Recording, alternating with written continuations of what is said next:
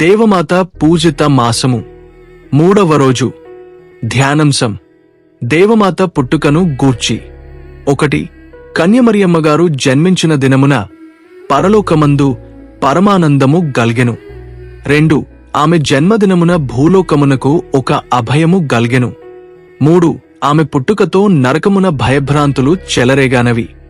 1 అంశం కన్యమరియమ్మగారు జన్మించిన దినమున పరలోకమందు పరమానందము గల్గెను.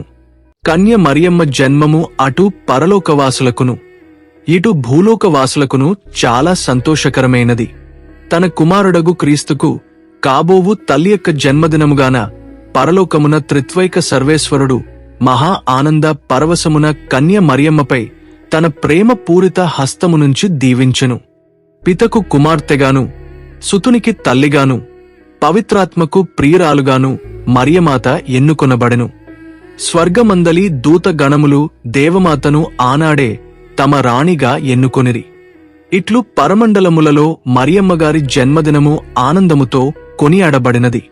అటువంటి మరియమాత జన్మమును మనమును సంతోషముతో కొనియాడవలెను. 2 అంశం ఆమె జన్మదినమున భూలోకమునకు ఒక అభయము గల్గెను. 4000 సంవత్సరముల నుండి లోకరక్షకుడొకడు ఉద్భవించునని భూలోకవాసులు ఎదురు చూచుచుండిరి.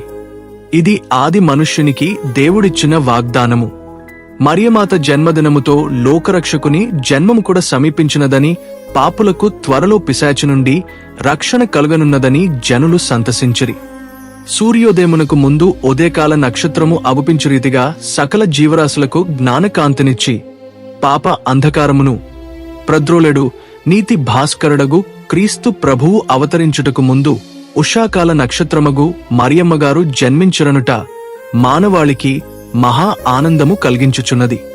అట్టి మరియమాత జన్మదినమును తలంచుకుని మన జన్మలు తరించుటకు మరియమాత జన్మము ఒక కారణమని నమ్మకముతో ధ్యానించి ప్రేమమూర్తియగు దేవమాతను సమీపించి ప్రార్థించుదము. 3 అంశం ఆమె పుట్టుకతో నరకమున భయభ్రాంతులు చెలరేగానవి. మరియమాత జన్మ వృత్తాంతము నరకలోక వాసులకు భీతి కలిగించిననుటలో సందేహము లేదు. పిశాచి తలను తన పాదములతో అనగదొక్కివేయనను భయముచే నరకలోక వాసులు గడగడ వణకిరి. నరకలోక వాసులు గడగడ వణకిరి. నరకలోకము కంపించిపోయినది. మరియమ్మగారికి కలిగిన పుణ్య జన్మమును జూచి పిశాచులు అసూయాగ్నిచే దహించుకునిపోయినవి. మానవులందరినీ పాప కూపమున ద్రోసి దేవవరములకు పాత్రులుగాకుండా పిశాచి అహర్నిశలు ప్రయాసపడుచుండగా మరియమాతను తమచేత జిక్కకుండా సర్వేశ్వరుడు దీవించి పురిటిలోనే కాపాడినన్న ద్వేషాన్ని పిశాచికి భరింపరానిదైనది. మరియమాత నీడలో తలదాచుకొనినవారు పిశాచికి భయపడనవసరము లేదు. పిశాచి యొక్క మాయాజాలములు మరియమాత నీడనున్నవారిని తాకజాలవు.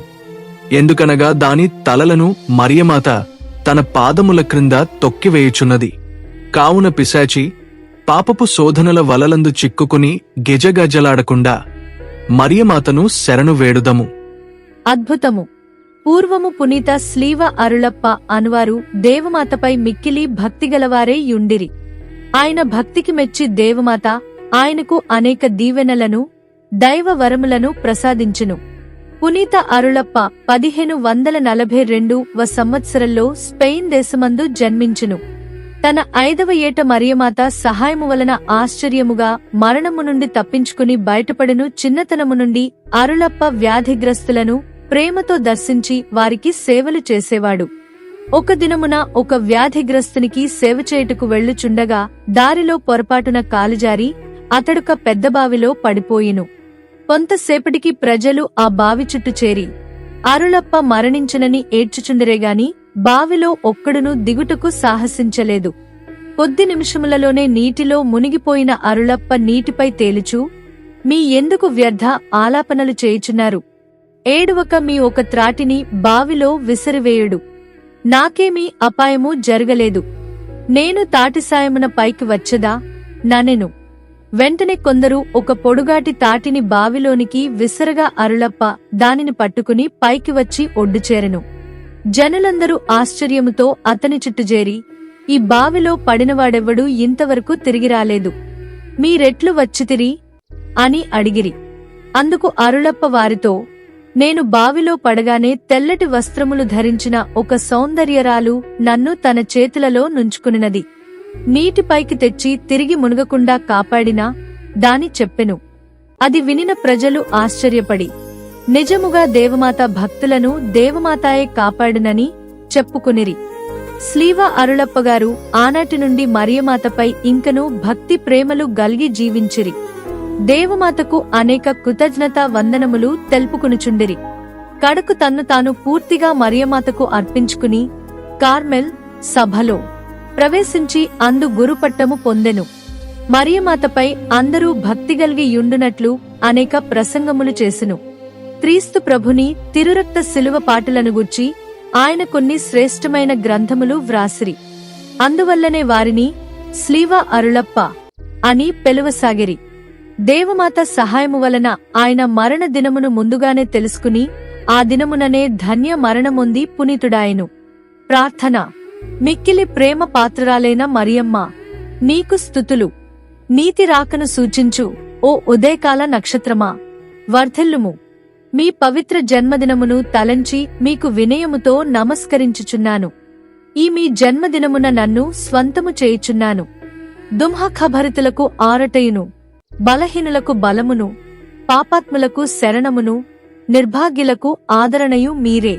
సర్వేశ్వరుడు నా పాప భారమును తొలగించి నా ఆత్మ యొక్క అజ్ఞానాంధకారమును ప్రద్రోలి నాలోనున్న దుర్గుణములను చక్కబరచి నన్ను ఆత్మశరీర శత్రువుల నుండి కాపాడినట్లు మీ దివ్య కుమారుని వేడుకొనుమని మిమ్ము ప్రార్థించుచున్నాను. మీ సహాయము వలన ఈ లోకములో నేను సన్మార్గమందు నడచి దేవునికి ప్రియుడనే మోక్షభాగ్యమును పొందగలనను నమ్మకము కలిగియున్నాను. ఆమెన్.